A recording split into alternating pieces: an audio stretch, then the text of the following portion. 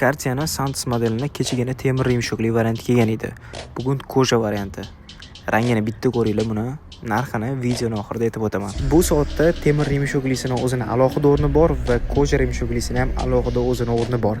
Temir rimshoklisi kojalarning o'rnini hech qachon bosa olmaydi. Xo'p, Cartier Santos modeli. Bu murskoy variantimizning o'zi. Soatimizni tashqi dizaynlariga o'zingizlar baho berasizlar.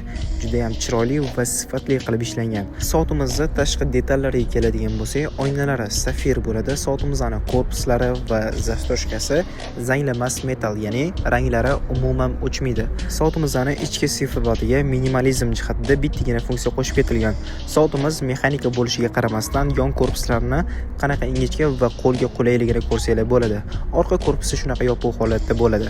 Soatimizni rimshoklarini ko'rsanglar bo'ladi. Unaqa qalin qilib ishlanmagan, qo'lda juda ham yengil turadi. Xo'p, zastoshkasiga keladigan bo'lsa, ikki taraflama avtomatik bo'ladi, xuddi Cartier'ning o'zini original modellariga o'xshab.